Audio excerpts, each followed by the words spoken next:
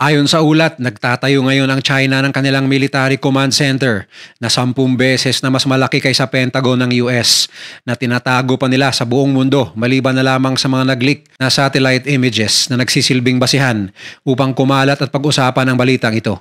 Gaano nga ba kalaki ang nasabing military center ng China at saan ito matatagpuan?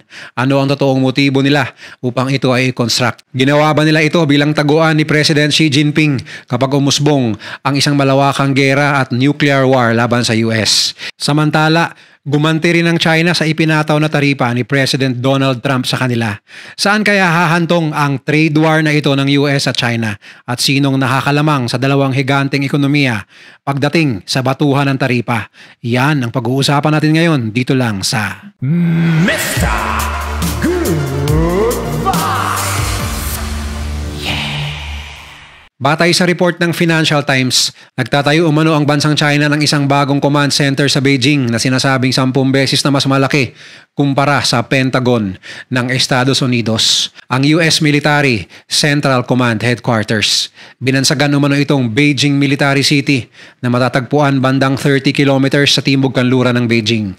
At inaasahan ng Western Intelligence Agencies na magiging pinakamalaking military command center sa buong mundo sa pagtatapos nito. Bagamat hindi gaanong kita sa satellite images dahil itinatago ito ng China, posibleng umabot sa 1,500 acres o 6.07 million square meters ang lawak ng kabuuang command center, kung saan nasa 100 cranes na ang pinapagana sa bawat 5 square kilometers ng construction site upang mapabilis ang pagkakagawa nito. Kita rin sa imagery ng US military satellite na may tanda ng pagkakaroon ng mga underground facility at subterranean tunnels.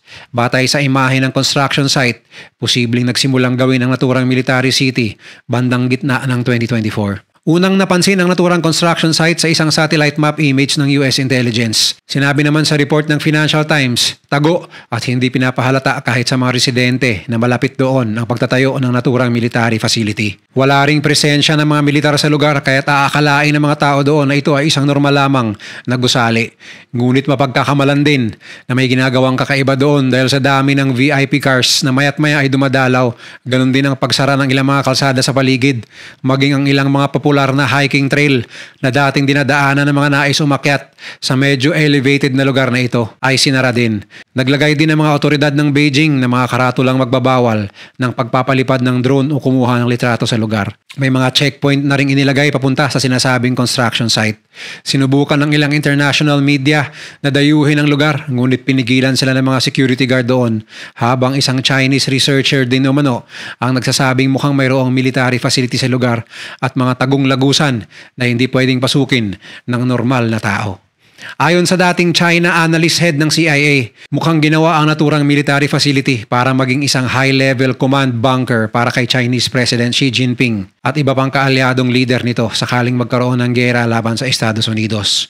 Una pa lamang ay balak na talaga ni Xi Jinping na laging higitan hindi lang ang armas ng Amerika kundi pati na rin ang Pentagon. Ayon sa mga eksperto, ito rin ang magsisilbi nilang huling bunker at taguan para maging ligtas ang leader ng China sakaling magkaroon ng isang nuclear war.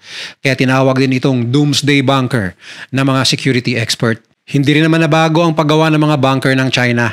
Noong 2017, inireport ng China Central TV na mayroong itinayong bunker ang China sa kanilang headquarters sa Xishan District na nasa 100 meters ang lalim. Sa isang interview noong 2022, sinabi ni Chinese military engineer Chan Chi-hu na kilala bilang magaling na engineer ng China at isa sa mga nangunguna sa paggawa ng mga nuclear-resistant buildings na pinaghahandaan nila ang posibleng nuclear strike sa hinaharap at angkop ang pagkakaroon ng mga bunker para sa ganitong plano. Sinabi pa ni Chan na ginaya nila ang kanilang strategiya sa Soviet Union noong World War II nang gumawa sila ng mga bunker para sa kaligtasan ng kanilang supreme leader na si Joseph Stalin.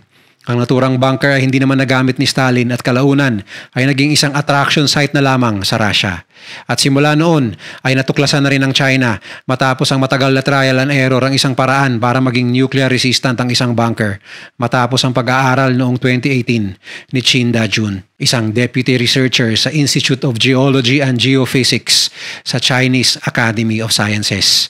Isa sa kanilang unang ginawang bunker ay isang limestone cave sa Xishan Forest Park sa China na may lalim na 200 meters. At hindi malayong ang kaalaman na ito ay i-apply nila sa kasalukuyang tinatayo ng China ngayon na higanting headquarters. Bukod sa construction ng kanilang military base, may ulat din na lalong pinapalakas ng China ang kanilang kapasidad sa paggamit ng nuclear weapons. Ayon sa report ng Pentagon, posibleng makakagawa na ng nasa 1,270 nuclear weapons ang China sa taong 2030 at 1,500 pagsapit ng 2035. Dahil sa kanilang mga patagong proyekto. Sa isang report, gumagawa na rin ng isang malaking nuclear fusion center ang China sa Mianyang province na nagiging research center ng bansa para sa mas makabagong uri ng nuclear weapons na sinasabing kapareho ng nuclear fusion center ng US, ang National Ignition Facility sa Northern California. Iba pa ito sa 15 pang nuclear reactors na gumagana sa China at 14 na iba pang conventional reactors na ginagawa pa lamang. Isa pa di umanong pinag-aaralan nila ay ang paggamit ng plutonium bilang pangunahing sangkap sa isang nuclear missile. Nauna nang inireport ng Pentagon na patuloy ang pagtatayo ng China ng mga underground facilities ng pasikreto upang dito sila makakapag-aral sa kanilang pagpapaunlad ng nuclear weapons technology at iba pang armas gaya ng mga makabagong missiles at baril. Sa kabila ng pagtatago ng China noong December 2024, isang satellite image ang lumabas na halos nakalbo na ang isang isla sa Changbao, China na indikasyon umano ng mga nuclear at arm test na ginagawa nila. Kasabay nito ay ang kumpirmasyon rin ng Pentagon na nagsasagawa ng mga hypersonic missile tests ang China na maaari nilang gamitin upang ikarga ang mga nuclear warhead para sa kalaban.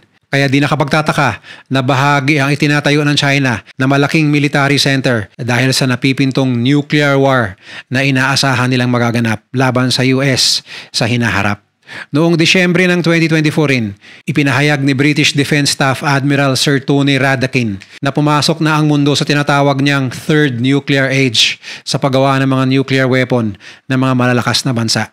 Batay sa report ng Stockholm International Peace Research Institute, ang Russia, US at China ang mga bansa na may pinakamaraming armas nuklear sa mundo. Sa datos, may 5,977 warheads ang Russia na sinundan ng US na may 5,428 at ang China na may 350 pa lamang. Ngunit nitong mga nakaraang taon ay minamadali na ng China ang pagpapataas ng kanilang nuclear capabilities na lubos na ikinababahala ng US military at ng international community. Inaasahang matatapos ang konstruksyon ng naturang Beijing Military City sa taong 2027, kasabay ng ika-100 anibersaryo ng pagkakatatag ng People's Liberation Army. Inaasahan din itong papalitan ang kasalukuyang main command center ng China sa Western Hills na nasa mabundok na bahagi ng Beijing na ilang dekada na ang tanda at itinayo pa noong 1940s. Ayon naman sa isang dating US intelligence official, bagamat maayos pa ang naturang headquarters ng People's Liberation Army sa Beijing Western Hills, hindi ito nakadisenyo laban sa mga bunker-busting bombs at nuclear attacks. Kaya di nakapagtatakang nagpapatayo ang China ng mas matibay na military command center. Ayon sa Estados Unidos, isa rin sa pinaghahandaan ng China ay ang paglusob sa Taiwan. Batay sa mga report, handa ang China sa instruksyon ni Xi Jinping na lumusob sa Taiwan sa 2027 kasabay ng pagtatapos ng naturang military command center. Malaki ang tsansa ayon sa mga eksperto na sa oras na sinugod ng China ang Taiwan ay makakalaban rin nila ang Estados Unidos at ibang allies ng US, kaya kasama ang command center sa kanilang paghahanda. Matatandaang may pinirmahang treaty ang Estados Unidos na nagsasaad na puprotektahan nila ang Taiwan laban sa banta ng kahit sinumang bansa, kasama na rito ang China. Bukod sa treaty na ito ay mahalaga rin ang papel ng Taiwan sa tinatawag ng US na First Island Chain na siyang magiging balakid sa paglawig ng militar ng China sa Pacific Ocean papunta sa US sa oras ng malawakang digmaan. Kaya't sa ayaw man o sa gusto ng US ay kailangan nilang ipagtanggol ang Taiwan. Ganon din ang Japan at Pilipinas sa oras na atakihin ito ng China dahil sa kahalagahan ng mga lugar na ito para sa US military strategy. Tila ba isang coincidence at sa pagkalat ng balita tungkol sa tinatayong command center ng China ay ang paglabas rin ng balita ukol sa plano ni US President Donald Trump na magtayo ng isang makabago at malaking Iron Dome missile defense shield para sa kabuuan ng Estados Unidos.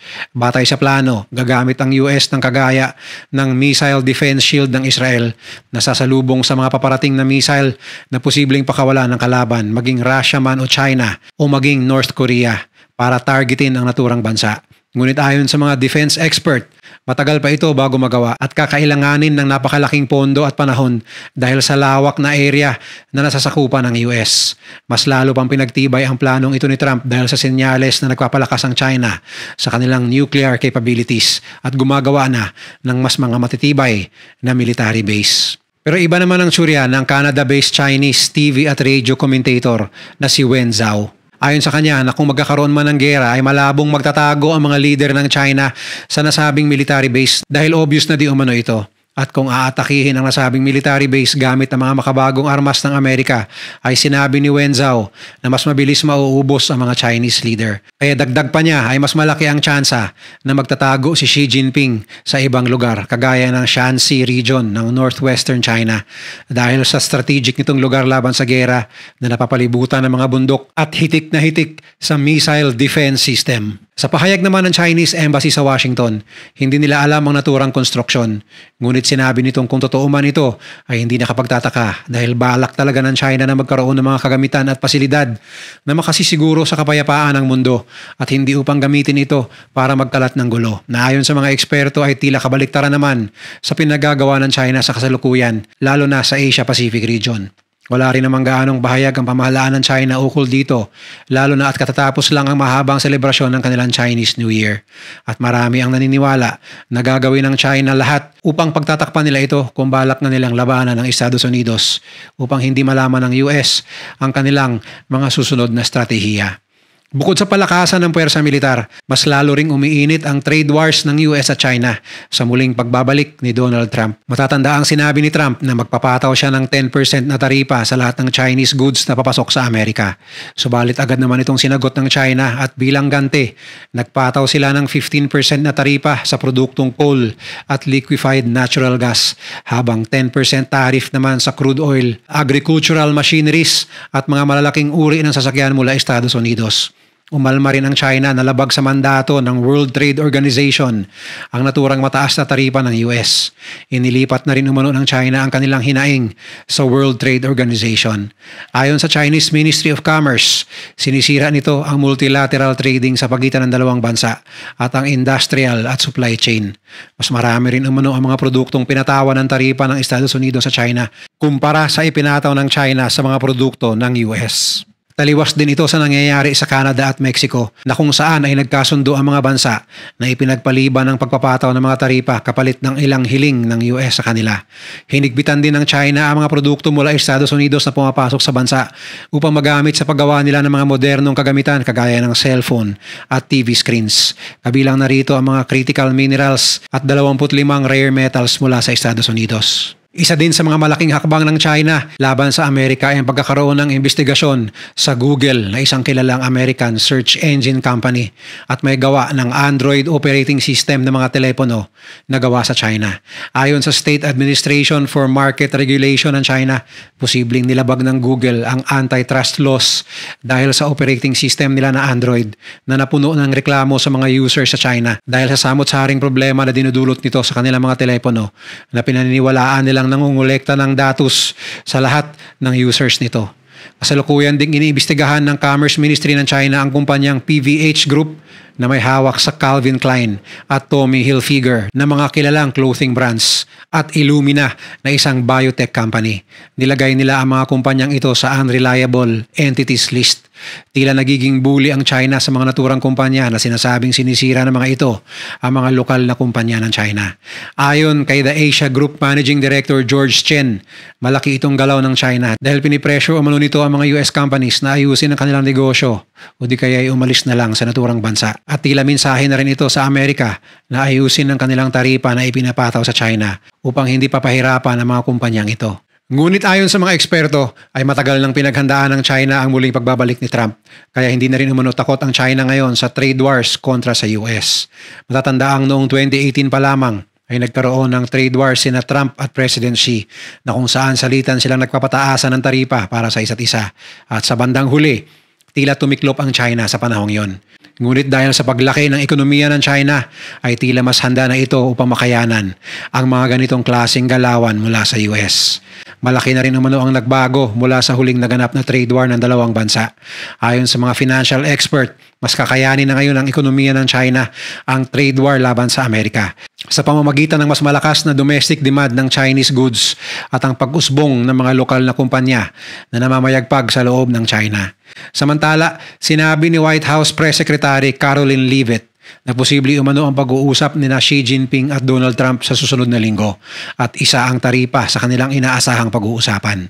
Inaasahan din ang pagkikita ni Chinese Foreign Minister Wang Yi at US Secretary of State Marco Rubio sa United Nations Security Council meeting.